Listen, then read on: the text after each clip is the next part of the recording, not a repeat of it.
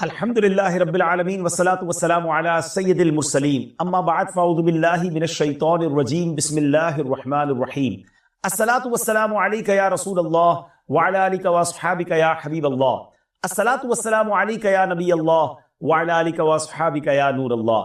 میٹھے میٹھے اسلامی بھائیوں اور مدنی چینل کے ناظرین، ایک بار پھر پروگرام پیغام قرآن لے کر حاضر ہے۔ ہر ہی پروگرام میں ایک قرآن پاک کا واقعہ اور اس سے ملنے والا سبق حاصل کرتے ہیں۔ آج ایک بڑا ہی عجیب و غریب بھی اور دردناک واقعہ بھی ہے۔ نبی پاک علیہ السلام سے ہم سب کو بے انتہا محبت ہے اور یہ ایمان کی جان ہے۔ نبی پاک سے محبت نہیں تو ایمان بھی کمپلیٹ نہیں ہوتا، اور جب نبی پاک علیہ السلام کو تکلیف پہنچے یا نبی پاک علیہ السلام کو کسی طرح کی کوئی ایذا پہنچے تو یقیناً جب امتی اس کو پڑھتا ہے، سنتا ہے تو دل پر بھی تکلیف ہوتی ہے۔ ایک ایسا ہی واقعہ جس میں ہمارے آقا علیہ السلام کو تکلیف پہنچائی گئی، نبی پاک علیہ السلام پر جادو کیا گیا۔ ناظرین، آج یہ واقعہ ہم سنیں گے اور یہ قرآنی واقعہ ہے اور اس کے ذریعے بہت ساری باتیں بھی سنیں گے۔ جادو کے بارے میں بڑے مسکنسیپشن ہیں لوگوں کے ذہنوں میں، اور سمجھتے ہیں کہ جادو کا توڑ کرنے کے لیے بڑے عجیب و غریب عمل کرنے پڑیں گے، بڑے گناہوں والے کام کرنے پڑیں گے، اللہ کی ناراضگی والے کام بھی لوگ کرنے کے لیے تیار ہو جاتے ہیں، حرام اور ناجائز کام کرنے کے لیے تیار ہو جاتے ہیں اور سمجھتے ہیں کہ اس سے جادو سے بچا جا سکے گا۔ البتہ جادو کروانے کے لیے بھی لوگ بڑے ہی ناجائز اور حرام کام کرتے ہیں جو کہ جہنم میں لے جانے والے کام ہوتے ہیں۔ اللہ مجھے اور آپ کو ہمیشہ جادو ٹونے آصف سے محفوظ رکھے، ہر قسم کی بلاؤں سے محفوظ رکھے، اور آج قرآن کے ذریعے سمجھیں گے کہ جادو کا علاج کیا ہے، جادو ہو جائے تو بچا کیسے جا سکتا ہے، اور نبی پاک علیہ السلام پر جب جادو ہوا تھا، جادو کرنے کی کوشش کی گئی تھی، اس کا نتیجہ کیا نکلا۔ ناظرین، توجہ کے ساتھ آپ نے سلسلے میں شامل رہنا ہے۔ روایت یہ ہے کہ لبید بن عاصم یہودی اور اس کی بیٹیوں نے نبی پاک علیہ السلام پر جادو کر دیا، جس کا اثر پیارے آقا علیہ السلام کے جسم پر نمودار ہوا۔ طبیعت شریف جو ہے وہ کچھ ناساز ہونے لگی، آپ کے قلب، آپ کی عقل مبارک اور آپ کے اعتقادات پر کوئی اثر نہ ہوا، صحت مبارک پر تھوڑا سا اثر ہوا۔ چند روز بعد حضرت جبریل امین بارگاہ رسالت میں حاضر ہوئے اور عرض کی، یا رسول اللہ صلی اللہ علیہ وسلم، ایک یہودی نے آپ صلی اللہ علیہ وسلم پر جادو کر دیا ہے، اور جادو کا جو سامان ہے وہ فلاں کنویں میں ایک پتھر کے نیچے دبا ہوا ہے۔ سرور کائنات علیہ السلام نے حضرت علی مولا کائنات شیر خدا کرم اللہ تعالی وجہ الکریم کو بھیجا۔ انہوں نے کنویں کا پانی نکالا اور پتھر اٹھایا تو اس کے نیچے سے کھجور کے گھابے کی تھیلی برآمد ہوئی، یعنی کھجور کے جو چھلکے ہوتے ہیں اس طرح کی تھیلی برآمد ہوئی، اور اس میں نبی پاک علیہ السلام کے منہ مبارک جو کنگھی سے ٹوٹے تھے، اور کنگھی کے ٹوٹے ہوئے کچھ دندانے، اور ایک ڈور یا کمان کا چلا جس میں 11 گٹھانے لگی ہوئی تھی، اور ایک موم کا پتلا تھا جس میں 11 سوئیاں چبھی ہوئی تھی۔ یہ سب سامان پتھر کے نیچے سے نکلا، اور یہ مولا علی کرم اللہ تعالی وجہ الکریم یہ سارا سامان لے کر نبی پاک علیہ السلام کی بارگاہ میں آ گئے۔ اس کے بعد سبحان اللہ، اب اس کا توڑ کیسے آیا، اس کا علاج کیسے ہوا، اس کا حل کیا نکلا؟ جبریل امین اللہ تبارک و تعالیٰ کی بارگاہ سے سورہ فلق اور سورہ ناس لے کر حاضر ہوئے، یعنی اب جو سورہ فلق اور سورہ ناس ہے وہ نازل ہوئیں، اور ان دونوں صورتوں کو ملائیں تو ناظرین اس میں 11 آیتیں ہیں۔ ہر ایک آیت کے پڑھنے سے ایک ایک گرہ کھلتی جاتی تھی، یہاں تک کہ سب گرہیں کھل گئیں، اور پیارے آقا علیہ السلام بالکل شفایاب ہو گئے۔ سبحان اللہ، سبحان اللہ۔ ناظرین، اب اس واقعے سے بہت ساری باتیں میں نے اور آپ نے سیکھنی ہیں۔ پہلی بات یہ ہے کہ یہ بخاری شریف میں ہے کہ پیارے آقا علیہ السلام جب بستر شریف پر تشریف لاتے تو اپنے دونوں ہاتھوں پر دم کرتے اور اپنے سر سے پاؤں تک پورے جسم پر اپنے ہاتھوں کو پھیرایا کرتے، جہاں تک دست مبارک پہنچ سکتے یہ عمل 3 مرتبہ فرماتے، یعنی نبی پاک علیہ السلام ان دونوں صورتوں کا اپنے اوپر بھی دم کیا کرتے۔ اور ایک اور جگہ پر بھی یہ ہے، حدیث عائشہ رضی اللہ تعالی عنہا میں ہے کہ جب نبی پاک علیہ السلام کے گھر والوں میں سے کوئی بیمار ہوتا تو آپ علیہ السلام ان دونوں صورتوں کو پڑھ کر اس پر دم فرمایا کرتے تھے۔ تو یہ نبی پاک کے معمول میں تھا۔ تو آج اگر ہم میں بھی کوئی بیمار ہو جائے، فیملی میں کوئی بیمار ہو جائے، اپنے آپ کو ان آفتوں سے بچانا چاہتے ہیں تو اول آخر 3 بار درود پاک پڑھیں، سورہ فلق اور سورہ ناس کی تلاوت کریں، اپنے ہاتھوں پر دم کر کے اپنے جسم پر پھیر لیں، کسی مریض پر دم کر دیں، انشاءاللہ اس کی برکت ملے گی۔ یہاں ایک اور مسئلہ بھی سیکھنے کو ملے گا کہ تعویذات اور عملیات میں جس میں کوئی لفظ کفر و شرک کا نہ ہو وہ جائز ہے۔ اسی طرح گنڈے بنانا اور ان پر گرہیں لگا کر آیات قرآن اور اسماء الہیہ پڑھ کر پھونک مارنا بھی جائز ہے۔ یعنی تعویذات اگر شرک سے پاک ہیں، اگر کفریہ کلمات سے پاک ہیں تو وہ کرنے میں کوئی حرج نہیں، وظائف کرنے میں کوئی حرج نہیں، یہ قرآن و حدیث سے ثابت ہے اور آپ نے یہ سنا۔ ناظرین، سیکھنے کو کیا مل رہا ہے؟ خلاصہ یہ ہوا کہ سورہ فلق یعنی قل اعوذ برب الفلق اور قل اعوذ برب الناس، یہ دونوں صورتیں جن اور شیاطین، نظر بد اور آسیب اور تمام امراض خصوصاً جادو ٹونے کا مجرب علاج ہیں۔ ان کو لکھ کر تعویذ بنائیں، گلے میں پہنائیں اور ان کو بار بار پڑھ کر مریض پر دم کریں اور کھانے اور پانی اور دواؤں پر پڑھ کر پھونک دیں اور پھر مریض کو کھانا وغیرہ کھلائیں۔ انشاءاللہ عز و جل ہر مرض اور بالخصوص جادو ٹونا دفع ہو جائے گا، مریض شفا یاب ہو جائے گا۔ اسی طرح قرآن مجید کی دوسری تمام صورتوں کے خصوصی خواص ہیں جن کو بہت خوبصورت کتاب جنتی زیور ہے اس میں بھی آپ پڑھ سکتے ہیں ناظرین۔ اسی طرح ہمیں چاہیے کہ قرآن پاک کی تلاوت کرتے رہیں۔ قرآن پاک کی ہر حرف میں شفا ہے، برکتیں ہیں، اور آج خاص طور پہ ہمارے ناظرین کو گویا وظیفہ، قرآنی وظیفہ مل رہا ہے۔ بہت سارے ناظرین یہ گزارش کرتے ہیں کہ ہمیں کوئی وظیفہ بتایا جائے، تو دیکھیں آج تو قرآن کے ذریعے، اور وہ وظیفہ جو نبی پاک کو رب کی طرف سے عطا ہوا، پیارے آقا علیہ الصلوۃ والسلام کو بھی شفا نصیب ہوئی، تو ہمیں ضرور اس کو اپنانا چاہیے۔ ناظرین، اس سے پہلے کہ میں مزید اس معاملے میں آگے بڑھوں، میں چاہتا ہوں کہ دونوں صورتوں کی تلاوت اور اس کا ترجمہ پہلے سن لیتے ہیں اور پھر مزید اس بارے میں بات کرتے ہیں کہ اس حیرت انگیز واقعے سے مجھے اور آپ کو مزید کیا سیکھنے کو ملتا ہے۔ پہلے سورہ فلق کی تلاوت ہوگی، سورہ ناس کی تلاوت ہوگی۔ میں یہاں ایک اور بات بھی کہنا چاہوں گا۔ کچھ لوگ یہ کہتے ہیں جناب ہم وظیفہ کرتے ہیں، اثر نہیں ہوتا، برکت نہیں ملتی۔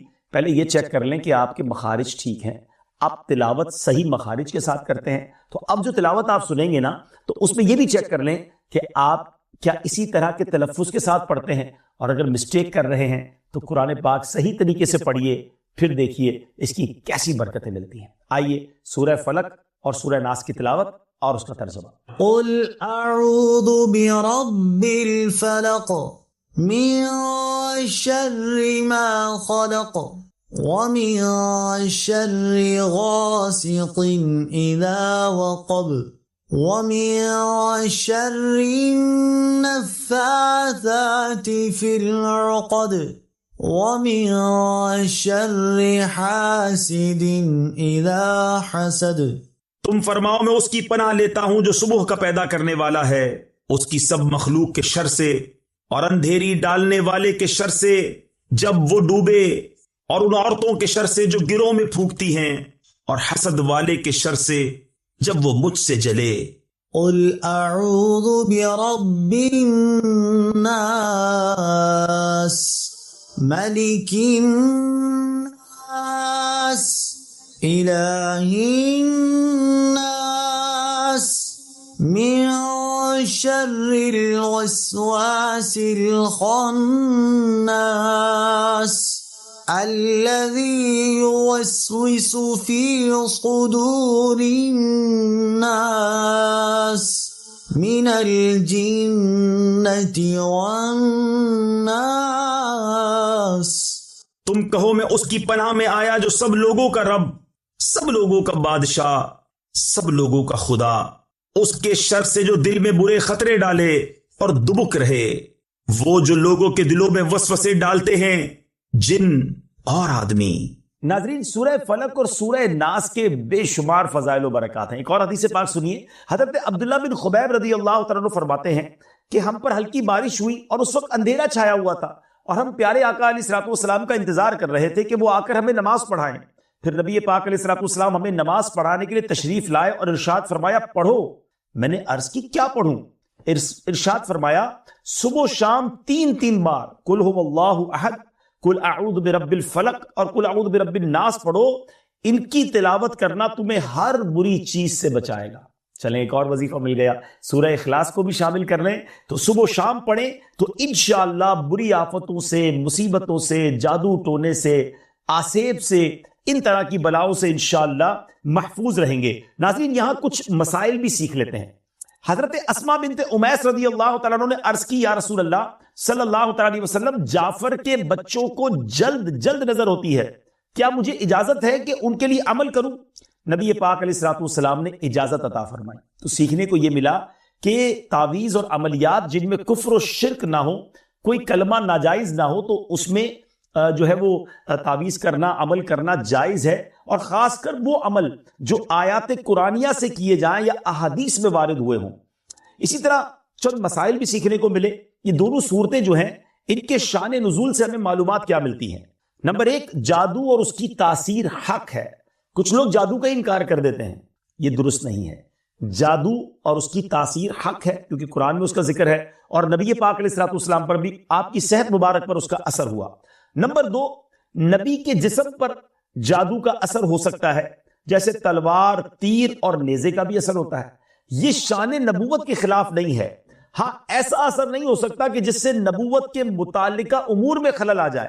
حضرت موسیٰ علیہ السلام کے مقابلے میں جادوگر بالآخر اس لیے فیل ہوئے کیونکہ وہاں جادو سے معجزے کا مقابلہ تھا، ورنہ حضرت موسیٰ علیہ السلام کے خیال پر بھی اس جادو نے اثر کیا کہ ان کو خیال ہوا کہ یہ لاٹھیاں، رسیاں چل رہی ہیں۔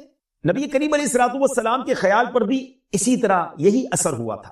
نمبر تین، جادو کو دور کرنے میں سورہ فلق اور سورہ ناس کو خصوصی تاثیر حاصل ہے۔ نمبر چار، جادو، ٹونے اور عملیات اور اثرات اور بیماریوں کو ختم کرنے کے لیے قرآن پاک کی سورتوں اور آیتوں کو استعمال کیا جا سکتا ہے، اور بخاری شریف میں سورہ فاتحہ کو اس مقصد کے لیے استعمال کرنے کا بیان موجود ہے۔ تو سورہ فاتحہ کو سورہ شفا بھی کہا جاتا ہے، تو یہ بھی شفا کے لیے بڑا مجرب اور بڑا پیارا وظیفہ ہے۔ ناظرین، یہ چند باتیں تو ہم نے اس واقعے کے متعلق سیکھی، سورہ فلق اور سورہ ناس کے کچھ فضائل بھی سنے۔ میں یہاں ایک اور بات بھی کرنا چاہتا ہوں کہ آج کل پرابلم یہ ہو گیا ہے کہ اتنے عاملین آ گئے ہیں، اتنے عمل کرنے والے لوگ آ گئے ہیں، اتنے بورڈ ہمارے شہروں اور وطن میں لگ جاتے ہیں کہ ایسا لگتا ہے ہر دوسرے آدمی پہ جن ہے یا اس پہ جادو ہو گیا ہے۔ خدارا، جھوٹے عاملین سے اپنے آپ کو بچائیے۔ اگر جینے کی تمنا ہے تو کچھ پہچان پیدا کر۔ لوگوں کے گھر بک جاتے ہیں، لوگوں کی عزتیں پامال ہو جاتی ہیں، عجیب ماحول ہو گیا ہے۔ کچھ بد نصیب تو وہ ہیں جو کسی کو تباہ کرنے کے لیے جادو کروانے جاتے ہیں اور ہزاروں لاکھوں روپے خرچ کرتے ہیں، اور پھر بیچارے کچھ جب بیمار ہو جاتے ہیں تو اپنا بعض اوقات ڈاکٹری مسئلہ ہوتا ہے اور وہ بھی کسی عامل کے ہتھے چڑھ جاتے ہیں، اور وہ کہتا ہے جناب آپ کے گھر میں بہت برا عمل ہوا ہے، فلاں جگہ کوئی چیز دبی ہوئی ہے، اور اس کو اب سنبھالنے کے لیے، اس کو نکالنے کے لیے اتنے بکرے چاہیے، اتنے مرغے چاہیے، اتنے انڈے چاہیے، قبرستان میں یہ عمل کرنا ہوگا، اور پھر غریب آدمی اپنی چیزوں کو بیچ کر ہزاروں لاکھوں روپے دے دیتے ہیں اور خاندان کے خاندان ٹوٹ جاتے ہیں۔ ایسا نہ کریں پلیز، ایسا نہ کریں۔ بلکہ میں تو ان عاملین سے بھی گزارش کروں گا کہ حلال روزی کی طرف آئیں۔ دعوت اسلامی نے بڑا شاندار ایک انداز اختیار کیا۔ اللہ سلامت رکھے دعوت اسلامی کے مدنی ماحول کو۔ ناظرین، آپ سوچ رہے ہوں گے کہ پھر ہماری بیماریوں کے لیے ہم تعویذ کس سے لیں، ہم یہ وظائف کہاں سے لیں؟ آپ کی دعوت اسلامی ہے نا؟ الحمدللہ، دعوت اسلامی کا ایک شعبہ ہے جس کا نام ہی مکتوبات و تعویذات عطاریہ ہے۔ اس میں آپ کو بغیر کسی فیس کے، جی ہاں بغیر کسی فیس کے، لاکھوں لاکھ تعویذ ہر مہینے ناظرین یہاں سے دیے جاتے ہیں، پوسٹ بھی کیے جاتے ہیں، کوریئر بھی کیے جاتے ہیں، اس کی بھی کوئی فیس نہیں لی جاتی۔ تو یہ تعویذات آپ دعوت اسلامی کے مرکز سے رابطہ کر کے لے لیجئے۔ آن لائن تعویذات کی سروس بھی موجود ہے۔ حالانکہ دعوت اسلامی کا اس ڈپارٹمنٹ پر لاکھوں کروڑوں روپے خرچ ہو رہا ہے، مگر اس لیے اس کو فری رکھا ہے تاکہ امت کے لیے آسانی ہو۔ دکھیاری امت جو ہے ان کے مسائل حل ہو جائیں، نہ جانے کس کی دعا لگ جائے اور ہمارا بیڑا پار ہو جائے۔ ہاں، اس میں یہ ضرور میں کہوں گا کہ وہ لوگ جو یہ پروگرام دیکھ رہے ہیں اور ان کو لگتا ہے کہ میں اس شعبے کو سپورٹ کروں، دعوت اسلامی جس شعبے میں خرچ کر رہی ہے اور نہ جانے کتنے دکھیارے مسلمانوں کی دعائیں لے رہی ہے، تو اگر آپ دعوت اسلامی کے شعبہ تعویذات عطاریہ میں سپورٹ کرنا چاہتے ہیں، اپنا ڈونیشن دینا چاہتے ہیں، تو بھی ہم سے رابطہ کر لیجئے۔ لیکن پلیز ان جھوٹے عاملوں سے اپنے آپ کو بچائیے۔ اور مجھے جو ناظرین سن رہے ہیں، ہر بندے پر جادو نہیں ہوتا، ہر بندے پر جن نہیں آ جاتا، ہر بات میں وسوسہ نہ لایا کریں، وظائف پڑھ لیا کریں۔ صبح و شام یہ وظیفہ ہمیں نبی پاک نے دے دیا ہے، صبح گھر سے پڑھ کر نکلے، شام گھر پر آ کر سونے سے پہلے پڑھ لے، آیت الکرسی سونے سے پہلے پڑھ لے، اللہ نے چاہا خیر آپ کا مقدر رہے گی۔ اور مزید ضرورت ہو تو دعوت اسلامی کے اس شعبے سے رابطہ کر لیں۔ میں امید کرتا ہوں کہ آج کے اس واقعے سے ہمیں یہ سیکھنے کو ملا کہ قرآنی وظائف کی کیا اہمیت ہے، اور جائز وظائف کرنے میں، تعویذات کرنے میں کوئی حرج نہیں۔ آخری بات، نبی پاک علیہ السلام کو پتہ چل گیا، جبریل امین نے بتا دیا کہ جادو کس نے کیا، مگر نبی پاک علیہ السلام نے بدلہ نہیں لیا۔ سزا نہیں دی. اس لبید بن عاصم کو، اس کی جو بچیاں تھیں، جو بھی لوگ تھے جادو کرنے والے، سب کو معاف کر دیا. اللہ اکبر. انہیں پتا چل جاتا تھا کہ کس نے ظلم کیا ہے، پھر بھی معاف فرماتے. اور ہم شک کی بنیاد پر بدلہ لے لیتے ہیں. کوئی عامل کہہ دیتا ہے تمہارے گھر میں سین نام کی کوئی عورت ہے، اس نے یہ کیا ہے. اب جتنے سین نام والے ہیں سب کے ساتھ بدگمانی شروع، جب سے سب سے لڑائی شروع، سب کے بارے میں برا سوچنا شروع. انسان ہی سے غلطی ہوتی ہے. معافی کرنے والا ذہن رکھیے. معاف کریں گے اللہ تعالیٰ آپ کو معاف کر دے گا. رحم کریں گے آپ پر رحم کیا جائے گا. اللہ مجھے اور آپ کو نبی پاک علیہ الصلوۃ والسلام کی اس مبارک سیرت سے سیکھنا نصیب فرمائے کہ اگر کسی سے غلطی ہو بھی گئی ہے، کسی نے ہمارا برا چاہا بھی ہے اور پتہ بھی چل گیا ہے، تو معاف کرنا اللہ کو بڑا پسند ہے. مشکل ضرور ہے، دل چاہتا ہے میں بھی بدلہ لوں، لیکن مزہ بھی تو یہی ہے نا کہ دل چاہ بھی رہا ہے، غلط بھی کیا ہے سامنے والے نے، اور میں بدلہ لے بھی سکتا ہوں، پھر بھی اللہ کی رضا کے لیے معاف کر دیں اور اس نیت سے معاف کریں میرے مالک میں تیرے بندے کو معاف کر رہا ہوں، تو مجھ گناہگار کو معاف فرما دے. اللہ کریم ضرور کرم فرمائے گا. اور یہی اسلام کی خوبصورتی ہے. اللہ مجھے اور آپ کو معافی اور درگزر کا ذہن نصیب فرمائے. ہمارے سلسلے پیغام قرآن میں ہم یہی کوشش کرتے ہیں کہ قرآن پاک سے کوئی میسج، کوئی پیغام آپ کی طرف بڑھایا جائے. تو آج الحمدللہ آپ کے لیے یہ پیغام تھا کہ قرآن پاک پڑھیے، اس پر عمل کیجئے، اس کو پڑھ کر اپنے اوپر دم بھی کیجئے، اور پھر کسی سے غلطی ہو جائے تو معاف بھی کیجئے. وقت ہوا ہے ایک اگلے سیگمنٹ کا جس کا نام ہے تعارف قرآن. پیغام قرآن. ناظرین، وقت ہوا ہے ہمارے بہت ہی خوبصورت سیگمنٹ تعارف قرآن کا. اور آج تعارف قرآن میں ہم قرآن پاک کی انہی دو سورتوں کی بات کریں گے جس کا ذکر ہم نے اپنے سلسلہ پیغام قرآن میں کیا، یعنی سورہ فلق اور سورہ ناس. سب سے پہلے بات کرتے ہیں سورہ فلق کی. سورہ فلق مدینہ منورہ میں نازل ہوئی، اور ایک قول یہ ہے کہ مکہ مکرمہ میں نازل ہوئی. پہلا قول زیادہ صحیح ہے کیونکہ اس کے شان نزول سے اسی کی تائید ہوتی ہے. رکوع اور آیات کی تعداد اس صورت میں 1 رکوع اور 5 آیتیں ہیں. فلق نام رکھنے کی وجہ، فلق کے کئی معنی ہیں اور یہاں اس سے مراد صبح ہے، اور چونکہ اس صورت کی پہلی آیت میں لفظ موجود ہے اس مناسبت سے اسے سورہ فلق کہتے ہیں. پیارے آقا علیہ الصلوۃ والسلام نے ایک بار اس سورت کے بارے میں ارشاد فرمایا، کیا تم نے نہیں دیکھا کہ آج رات مجھ پر ایسی آیتیں نازل ہوئی ہیں جن کی مثل نہیں دیکھی گئی؟ وہ آیتیں قل اعوذ برب الفلق سورت کے آخر تک اور قل اعوذ برب الناس سورت کے آخر تک ہے. سبحان اللہ. تو اس سورت کے بارے میں بڑے فضائل نبی پاک علیہ الصلوۃ والسلام نے ارشاد فرمائے. ایک بار حضرت عابس جوہنی رضی اللہ تعالیٰ عنہ سے روایت ہے کہ نبی پاک علیہ الصلوۃ والسلام نے ارشاد فرمایا، میں تمہیں وہ کلمات نہ بتاؤں جو شریر جنات اور نظر بد سے اللہ تعالیٰ کی پناہ طلب کرنے میں سب سے افضل ہیں. انہوں نے عرض کی یا رسول اللہ صلی اللہ تعالیٰ علیہ وسلم کیوں نہیں، آپ ضرور بتائیے. ارشاد فرمایا وہ کلمات یہ دونوں صورتیں ہیں، قل اعوذ برب الفلق اور قل اعوذ برب الناس. سبحان اللہ سبحان اللہ. اب آئیے سورہ ناس کے بارے میں کچھ سن لیتے ہیں، اس کی فضیلت بھی جان لیتے ہیں. سورہ ناس جو ہے ناظرین، یہ قرآن پاک کی ترتیب کے لحاظ سے سب سے آخری سورت ہے. اس کا مقام نزول، سورہ ناس زیادہ صحیح قول کے مطابق مدنی ہے. اس سورت میں 1 رکوع اور 6 آیتیں ہیں. الناس نام رکھنے کی وجہ، عربی میں انسانوں کو الناس کہتے ہیں، اور اس سورت کی پہلی آیت میں لفظ موجود ہے، اس مناسبت سے اسے سورہ الناس کہتے ہیں یا اسے سورۃ الناس کہتے ہیں. سورۃ الناس کے مضامین، اس سورہ مبارکہ میں ان جنات اور انسانوں سے اللہ تعالیٰ کی پناہ مانگنے کی تعلیم دی گئی ہے جو لوگوں کے دلوں میں وسوسے ڈالتے ہیں. سورہ فلق کے ساتھ اس کی مناسبت کیا ہے؟ سورۃ الناس کی اپنے سے ماقبل سورت سورہ فلق کے ساتھ مناسبت یہ ہے کہ سورہ فلق میں ظاہری شر سے اللہ تعالیٰ کی پناہ مانگنے کی تعلیم دی گئی تھی، اور اس سورت میں خفیہ شر سے اللہ تعالیٰ کی پناہ مانگنے کی تعلیم دی گئی ہے. اللہ تعالیٰ ہمیں ہر طرح کے شر سے محفوظ فرمائے، قرآن پاک پڑھنے، سمجھنے اور اس پر عمل کرنا نصیب فرمائے. مدنی چینل دیکھتے رہیے. اگلے سلسلے میں ایک اور پیغام قرآن لے کر حاضر ہوں گے. صلو علی الحبیب صلی اللہ تعالی علی محمد صلی اللہ علیہ وسلم.